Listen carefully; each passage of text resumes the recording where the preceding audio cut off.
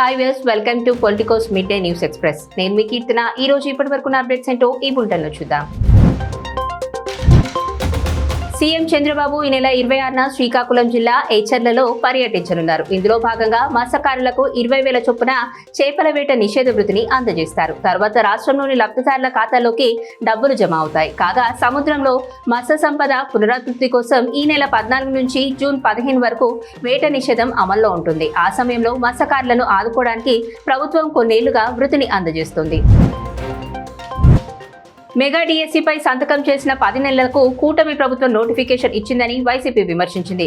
ఇది mega DSC కాదు, mega disappointment అని మండిపడింది.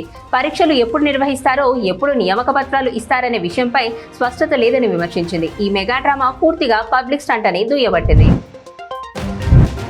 ఎండల తీవ్రత దృష్ట్యా జనాభా నివేలలో మార్పులు చేసినట్లు జనసేన పార్టీ వెల్లడించింది. వాటి నుంచి కొత్త టైమింగ్స్ అమల్లోకి వస్తాయని తెలిపింది. సోమవారం నుంచి గురువారం వరకు ప్రతిరోజు ఉదయం 9:30 నుంచి మధ్యాహ్నం 12:30 వరకు, మళ్లీ సాయంత్రం 4:30 నుంచి 5:30 వరకు నిర్వహిస్తామని పేర్కొంది. కాగా జనవాణి కింద ప్రజా సమస్యలపై జనసేన అర్జీలు స్వీకరించి పరిష్కారం చూపుతుంది. జపాన్ పర్యటనలో భాగంగా పలు సంస్థలతో ముఖ్యమంత్రి రేవంత్ బృందం పలు ఒప్పందాలు చేసుకుంది. హైదరాబాద్లో ఏకోటోన్ ఏర్పాటులో భాగంగా పర్యావరణ పరిరక్షణ, వ్యర్థాల నిర్వహణ, రీసైక్లింగ్ రంగాల్లో EX research institute, P9 LLC, Nippon style engineering, new chemical trading, Amita holding సంస్థలతో MOU చేసుకుంది. 18 ఏళ్లు దాటిన వారందరికీ క్యాన్సర్ పరీక్షలు ఉచితంగా చేయాలని తెలంగాణ ప్రభుత్వం నిర్ణయించింది. ఇందుకోసం రాష్ట్ర వ్యాప్తంగా క్యాన్సర్ కేంద్రాలు ఏర్పాటు చేయనుంది. ప్రతి గ్రామానికి మొబైల్ వాహనాలను పంపి పరీక్షలు నిర్వహించనుంది. లక్షణాలు బయటపడితే చికిత్స అందించనుంది. తొలి దశలో భద్రాద్రి, ఆదిలాబాద్, మహబూబ్ నగర్, సంగారెడ్డి, కరీంనగర్ జిల్లాలో క్యాన్సర్ కేంద్రాలను ఏర్పాటు చేయనుంది.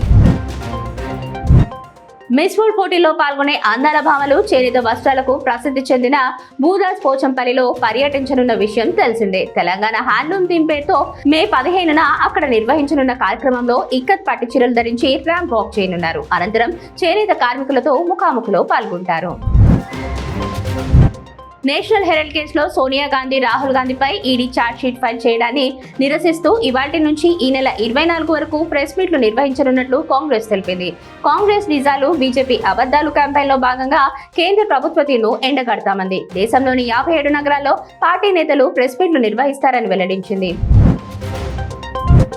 ఈస్టర్ సందర్భంగా రష్యా అధ్యక్షుడు పుతిన్ ప్రకటించిన కాల్పుల విరమణ బూటకమని ఉక్రెయిన్ అధ్యక్షుడు జెలెన్స్కీ మండిపడ్డారు. తమ భూభాగంలో ఆదివారం 50కి పైగా బాంబులు, డ్రోన్ దాడులకు పాల్పడినట్లు ఆరోపించారు. వైమానిక దాడులు జరగకపోవడం ఊరట కలిగించే అంశమని చెప్పారు. క్షేత్రస్థాయిలో పుతిన్ సైన్యంపై పట్టుకోల్పోయినట్లు కనిపిస్తుందన్నారు. ఆ దేశానికి యుద్ధానికి ముగింపు పలికే ఆలోచన లేదని పేర్కొన్నారు.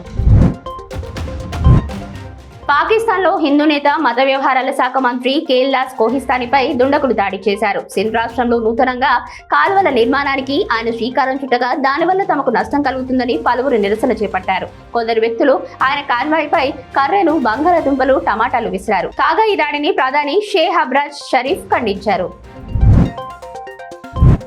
తమిళ నటుడు సూర్య తన భార్య జ్యోతికతో కలిసి పుణ్యక్షేత్రాన్ని దర్శించుకుంటున్నారు. మహారాష్ట్రలోని కొల్హాపూర్లో మహాలక్ష్మి, అస్సాంలోని కామాఖ్య ఆలయాల్లోని శక్తిపీఠాలను తాజాగా దర్శనం చేసుకున్నారు. అందుకు సంబంధించిన ఫోటోను వారు సోషల్ మీడియాలో పంచుకోగా ఫ్యాన్స్ వైరల్ చేస్తున్నారు.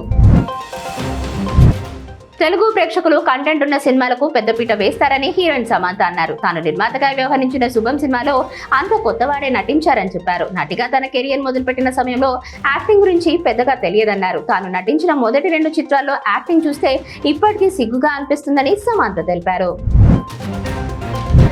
చెన్నైతో జరిగిన మ్యాచ్లో రాణించిన రోహిత్ శర్మ అరుదైన రికార్డును సాధించారు. ఐపీఎల్లో అత్యధికంగా అంటే 20 సార్లు ప్లేయర్ ఆఫ్ ది మ్యాచ్ సాధించిన భారత్ ప్లేయర్ గా నిలిచారు. ఓవరాల్ గా ఈ జాబితాలో డివిలియర్స్ 25 సార్లు, గేల్ 22 సార్లు, తొలి 2 స్థానాల్లో కోహ్లీ 19 సార్లు గెలిచి 4th ప్లేస్ లో ఉన్నారు. 2025లో భారత్ 24.24 కోట్ల టన్నుల క్రూడ్ ఆయిల్ దిగుమతి చేసుకుంది. దీని విలువ 13.76 లక్షల కోట్లు కాగా 2024తో పోలిస్తే 4.2% ఎక్కువ. మొత్తం దేశీయ చమురు అవసరాల్లో 89.1% దిగుమతుల ద్వారానే రావడం గమనార్హం. ఇదే సమయంలో దేశీయ చమురు ఉత్పత్తి 2.94 కోట్ల టన్నుల నుంచి 2.87 కోట్ల టన్నులకు తగ్గింది. ఇవి ఇప్పటివరకు ఉన్న అప్డేట్స్. మరిన్ని అప్డేట్స్ తో మరి బులెటిన్లో మళ్ళీ కలుద్దాం. Stay tune to Politicos.